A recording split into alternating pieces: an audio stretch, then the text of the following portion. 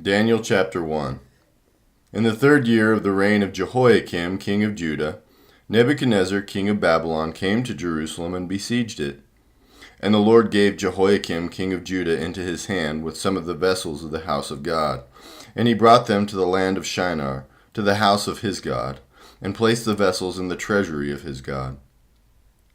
Then the king commanded Ashpenaz, the king's eunuch, to bring some of the people of Israel, both of the royal family and of the nobility, youths without blemish, of good appearance, and skillful in all wisdom, endowed with knowledge, understanding learning, and competent to stand in the king's palace, and to teach them the literature and the language of the Chaldeans. The king assigned them a daily portion of the food that the king ate, and of the wine that he drank. They were to be educated for 3 years, and at the end of that time they were to stand before the king. Among these were Daniel, Hananiah, Mishael, and Azariah of the tribe of Judah. And the chief of the eunuchs gave them names. Daniel he called Belteshazzar, Hananiah he called Shadrach, Mishael he called Meshach, and Azariah he called Abednego. But Daniel resolved that he would not defile himself with the king's food, or with the wine that he drank. Therefore he asked the chief of the eunuchs to allow him not to defile himself. And God gave Daniel favor and compassion in the sight of the chief of the eunuchs. And the chief of the eunuchs said to Daniel, I fear my lord the king, who assigned your food and your drink. For why should he see that you are in worse condition than the youths who are of your own age? So you would endanger my head with the king. Then Daniel said to the steward, whom the chief of the eunuchs had assigned over Daniel, Hananiah, Mishael, and Azariah, Test your servants for 10 days. Let us be given vegetables to eat and water to drink. Then let our appearance and the appearance of the youths who eat the king's food be observed by you, and deal with your servants according to what you see. So he listened to them in this matter, and tested them for 10 days. At the end of 10 days it was seen that they were better in appearance and fatter in the flesh than all the youths who ate the king's food. So the steward took away their food and the wine that they were to drink, and gave them vegetables. As for these 4 youths, God gave them learning and skill in all literature and wisdom, and Daniel had understanding in all visions and dreams. At the end of the time, when the king had commanded that they should be brought in, the chief of the eunuchs brought them in before Nebuchadnezzar. And the king spoke with them, and among all of them none was found like Daniel, Hananiah, Mishael, and Azariah. Therefore they stood before the king. And in every matter of wisdom and understanding about which the king inquired of them, he found them 10 times better than all the magicians and enchanters that were in all his kingdom. And Daniel was there until the 1st year of King Cyrus. Daniel chapter 2. In the 2nd year of the reign of Nebuchadnezzar, Nebuchadnezzar had dreams.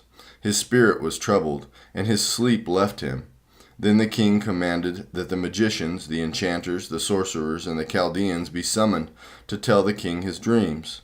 So they came in and stood before the king. And the king said to them, I had a dream, and my spirit is troubled to know the dream. Then the Chaldeans said to the king in Aramaic, O king, live forever. Tell your servants the dream, and we will show you the interpretation. The king answered and said to the Chaldeans, The word from me is firm. If you do not make known to me the dream and its interpretation, you shall be torn limb from limb, and your houses shall be laid in ruins. But if you show the dream and its interpretation, you shall receive from me gifts and rewards and great honor. Therefore show me the dream and its interpretation. They answered a 2nd time and said, Let the king tell his servants the dream, and we will show its interpretation. The king answered and said, I know with certainty that you are trying to gain time, because you see that the word is from me is firm. If you do not make the dream known to me, there is but one sentence for you. You have agreed to speak lying and corrupt words before me till the times change. Therefore tell me the dream, and I shall know that you can show me its interpretation. The Chaldeans answered the king and said, There is not a man on earth who can meet the king's demand, for no great and powerful king has asked such a thing of any magician or enchanter or Chaldean. The thing that the king asks is difficult, and no one can show it to the king except the gods, whose dwelling is not with flesh." Because of this, the king was angry and very furious, and commanded that all the wise men of Babylon be destroyed. So the decree went out, and the wise men were about to be killed, and they sought Daniel and his companions to kill them. Then Daniel replied with prudence and discretion to Arioch, the captain of the king's guard, who had gone out to kill the wise men of Babylon. He declared to Arioch, the king's captain, "Why is the decree of the king so urgent?" Then Arioch made the matter known to Daniel, and Daniel went in and requested the king to appoint him a time that he might show the interpretation to the king. Then Daniel went to his house, and made the matter known to Hananiah, Mishael, and Azariah his companions, and told them to seek mercy from the God of heaven concerning this mystery, so that Daniel and his companions might not be destroyed with the rest of the wise men of Babylon. Then the mystery was revealed to Daniel in a vision of the night. Then Daniel blessed the God of heaven. Daniel answered and said, "Blessed be the name of God forever and ever, to whom belong wisdom and might. He changes times and seasons. He removes kings and sets up kings. He gives wisdom to the wise and knowledge to those who have understanding. He reveals deep and hidden things. He knows what is in the darkness, and the light dwells with him. To you, O God of my fathers, I give thanks and praise, for you have given me wisdom and might, and have now made known to me what we asked of you, for you have made known to us the king's matter." Therefore Daniel went in to Arioch, whom the king had appointed to destroy the wise men of Babylon. He went and said thus to him, "Do not destroy the wise men of Babylon. Bring me in before the king, and I will show the king the interpretation." Then Arioch brought in Daniel before the king in haste, and said thus to him, "I have found among the exiles from Judah a man who will make known to the king the interpretation." The king declared to Daniel, whose name was Belteshazzar, "Are you able to make known to me the dream that I have seen and its interpretation?" Daniel answered the king and said, "No wise men, enchanters, magicians, or astrologers can show to the king the mystery that the king has asked. But there is a God in heaven who reveals mysteries, and he has made known to King Nebuchadnezzar what will be in the latter days. Your dream and the visions of your head as you lay in bed are these. To you, O king, as you lay in bed, came thoughts of what would be after this, and he who reveals mysteries made known to you what is to be. But as for me, this mystery has been revealed to me, not because of any wisdom that I have, more than all the living, but in order that the interpretation may be known to the king, and that you may know the thoughts of your mind. You saw, O king, and behold, a great image. This image, mighty and of exceeding brightness, stood before you, and its appearance was frightening.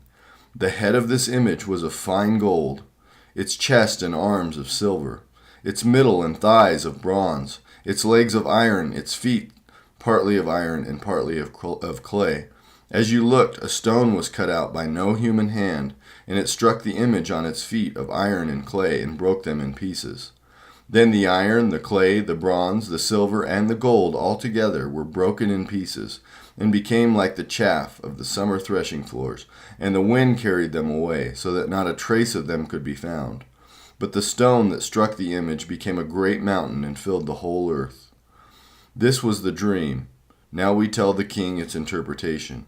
You, O king, the king of kings, to whom the God of heaven has given the kingdom, the power, and the might, and the glory, and into whose hand he has given, wherever they dwell, the children of man, the beasts of the field, and the birds of the heavens, making you rule over them all.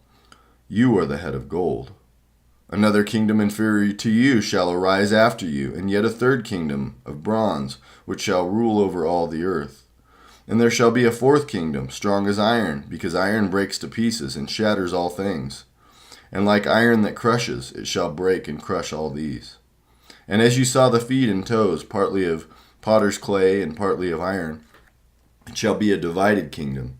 But some of the firmness of the iron shall be in it, just as you saw iron mixed with soft clay. And as the toes of the feet were partly iron and partly clay, so the kingdom shall be partly strong and partly brittle.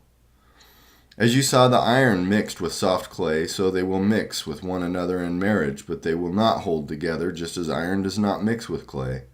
And in the days of those kings the God of heaven will set up a kingdom that shall never be destroyed, nor shall the kingdom be left to another people. It shall break in pieces all these kingdoms and bring them to an end, and it shall stand forever. Just as you saw that a stone was cut from a mountain by no human hand, and that it broke in pieces the iron, the bronze, the clay, the silver, and the gold. A great God has made known to the king what shall be after this. The dream is certain, and its interpretation sure. Then King Nebuchadnezzar fell upon his face and paid homage to Daniel, and commanded that an offering and incense be offered up to him. The king answered and said to Daniel, "Truly, your God is God of gods and Lord of kings and a revealer of mysteries, for you have been able to reveal this mystery." Then the king gave Daniel high honors and many great gifts, and made him ruler over the whole province of Babylon and chief prefect over all the wise men of Babylon. Daniel made a request of the king, and he appointed Shadrach, Meshach, and Abednego over the affairs of the province of Babylon. But Daniel remained at the king's court. Daniel chapter 3. King Nebuchadnezzar made an image of gold, whose height was 60 cubits and its breadth 6 cubits.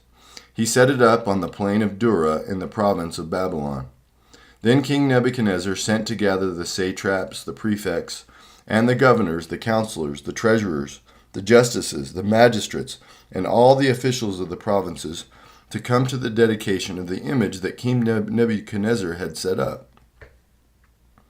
Then the satraps, the prefects, and the governors, the counselors, the treasurers, the justices, the magistrates, and all the officials of the provinces gathered for the dedication of the image that King Nebuchadnezzar had set up. They stood before the image that Nebuchadnezzar had set up, and the herald proclaimed aloud, "You are commanded, O peoples, nations, and languages, that when you hear the sound of the horn, pipe, lyre, trigon, harp, bagpipe, and every kind of music, you are to fall down and worship the golden image that King Nebuchadnezzar has set up. And whoever does not fall down and worship shall immediately be cast into a burning fiery furnace." Therefore, as soon as all the peoples heard the sound of the horn, pipe, lyre, trigon, harp, bagpipe, and every kind of music, all the peoples, nations, and languages fell down and worshipped the golden image that King Nebuchadnezzar had set up. Therefore, at that time, certain Chaldeans came forward and maliciously accused the Jews. They declared to King Nebuchadnezzar, "O king, live forever. You, O king, have made a decree that every man who hears the sound of the horn, pipe, lyre, trigon, harp, bagpipe, and every kind of music shall fall down and worship the golden image. And whoever does not fall down and worship shall be cast into a burning fiery furnace. There are certain Jews whom you have appointed over the affairs of the province of Babylon, Shadrach, Meshach, and Abednego. These men, O king, pay no attention to you. They do not serve your gods or worship the golden image that you have set up." Then Nebuchadnezzar, in furious rage, commanded that Shadrach, Meshach, and Abednego be brought. So they brought these men before the king. Nebuchadnezzar answered and said to them, "Is it true, O Shadrach, Meshach, and Abednego, that you do not serve my gods or worship the golden image that I have set up? Now if you're ready when you hear the sound of the horn, pipe, lyre, trigon, harp, bagpipe, and every kind of music, to fall down and worship the image that I have made, well and good. But if you do not worship, you shall immediately be cast into a burning fiery furnace. And who is the God who will deliver you out of my hands?" Shadrach, Meshach, and Abednego answered and said to the king, "O Nebuchadnezzar, we have no need to answer you in this matter. If this be so, our God whom we serve is able to deliver us from the burning fiery furnace, and he will deliver us out of your hand, O king. But if not, be it known to you, O king, that we will not serve your gods or worship the golden image that you have set up." Then Nebuchadnezzar was filled with fury, and the expression of his face was changed against Shadrach, Meshach, and Abednego. He ordered the furnace heated 7 times more than it was usually heated. And he ordered some of the mighty men of his army to bind Shadrach, Meshach, and Abednego, and to cast them into the burning fiery furnace. Then these men were bound in their cloaks, their tunics, their hats, and their other garments, and they were thrown into the burning fiery furnace. Because the king's order was urgent and the furnace overheated, the flame of the fire killed those men who took up Shadrach, Meshach, and Abednego. And these three men, Shadrach, Meshach, and Abednego, fell bound into the burning fiery furnace. Then King Nebuchadnezzar was astonished and rose up in haste. He declared to his counselors, "Did we not cast three men bound into the fire?" They answered and said to the king, "True, O king." He answered and said, "But I see four men unbound, walking in the midst of the fire, and they're not hurt. And the appearance of the fourth is like the son of the gods." Then Nebuchadnezzar came near to the door of the burning fiery furnace. He declared, "Shadrach, Meshach, and Abednego, servants of the Most High God, come out and come here." Then Shadrach, Meshach, and Abednego came out from the fire.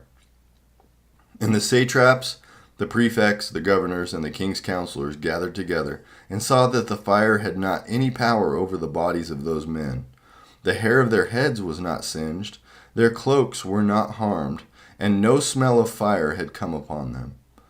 Nebuchadnezzar answered and said, "Blessed be the God of Shadrach, Meshach, and Abednego, who has sent his angel and delivered his servants, who trusted in him and set aside the king's command, and yielded up their bodies rather than serve and worship any god except their own God. Therefore I make a decree.